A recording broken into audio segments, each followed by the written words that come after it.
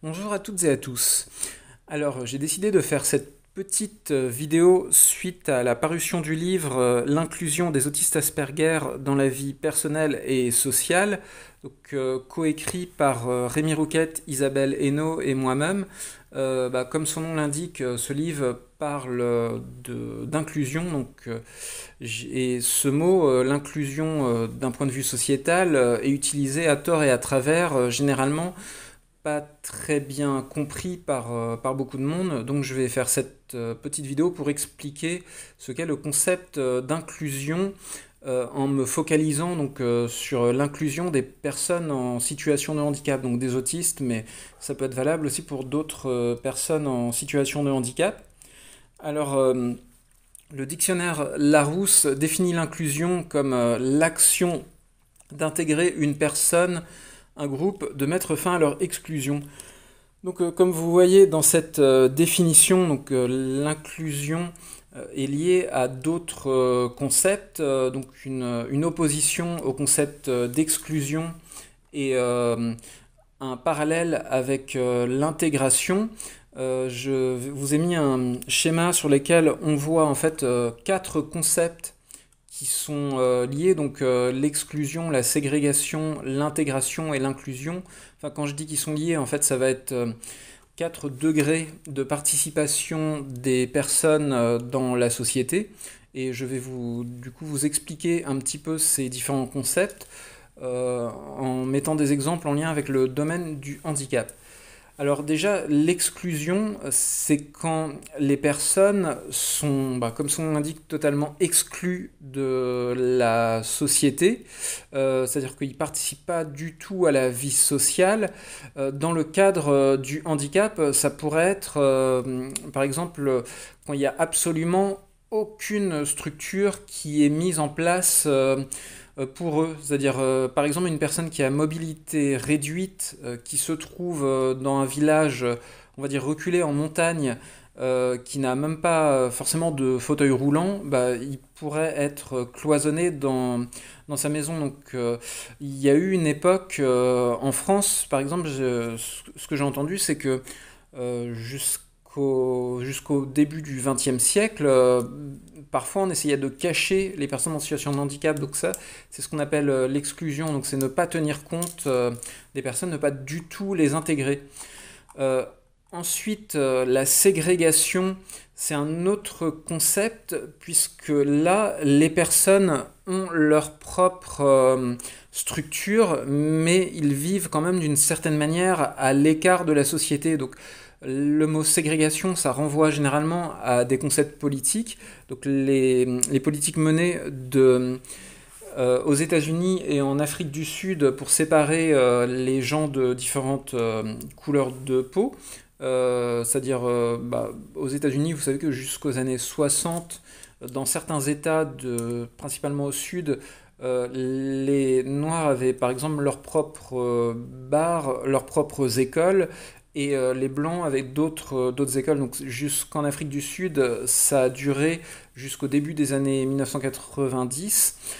Et dans le cadre du handicap, ce qu'on pourrait considérer comme une politique de ségrégation, ce serait le fait de maintenir les gens dans des institutions sans chercher à les faire participer à la vie de la société. Alors c'est quelque chose qui peut arriver, c'est-à-dire laisser les gens dans des foyers sans ouverture sur le monde, sur la société.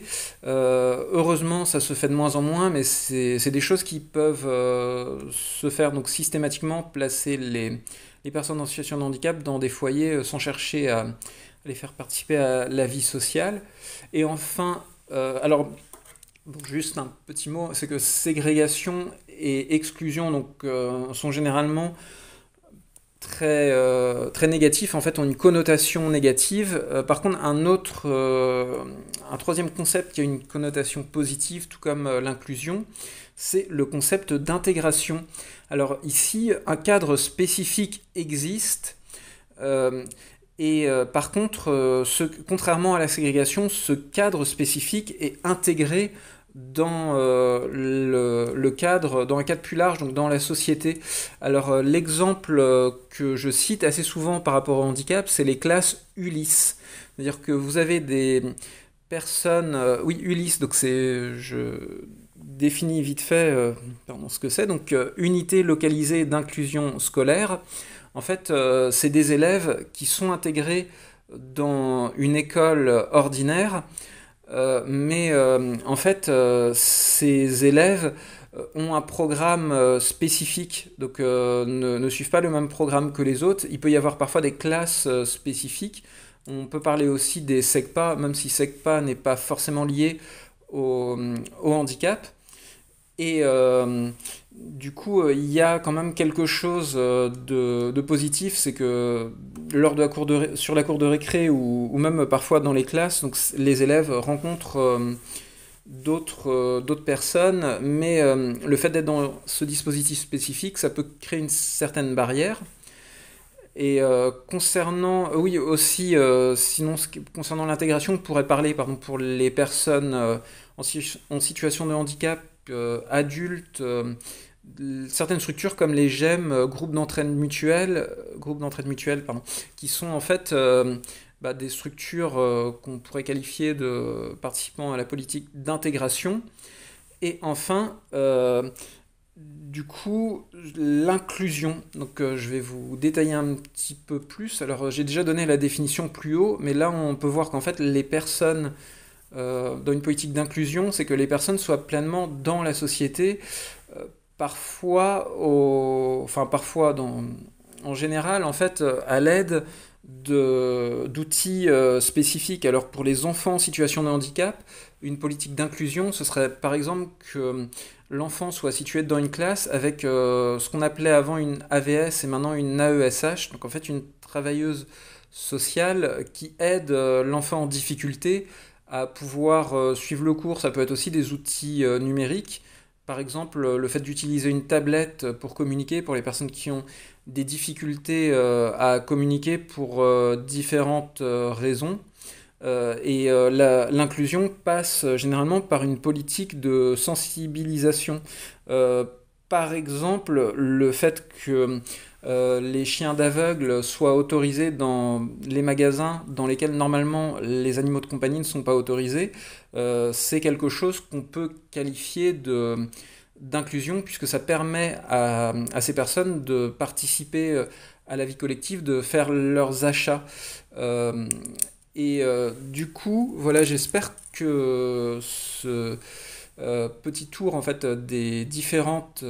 cette présentation de ces quatre concepts vous a permis d'en connaître un petit peu plus. Euh, N'hésitez pas du coup, si vous voulez en savoir beaucoup plus, le petit moment de promotion, donc à acquérir le livre L'inclusion des autistes Asperger dans la vie personnelle et sociale. Donc je mets un lien ci-dessous vers le site de l'éditeur, mais sachant que comme le livre est référencé sur les réseaux Electre et Didicom, vous pouvez aussi le commander chez votre libraire ou des sites comme Amazon, enfin sur votre plateforme ou le commerce dans lesquels vous avez l'habitude d'acheter vos livres. Et moi je vous dis bonne soirée, bonne journée, bonne matinée, bonne nuit en fonction de quand vous regarderez cette vidéo. Et à bientôt pour de prochaines vidéos.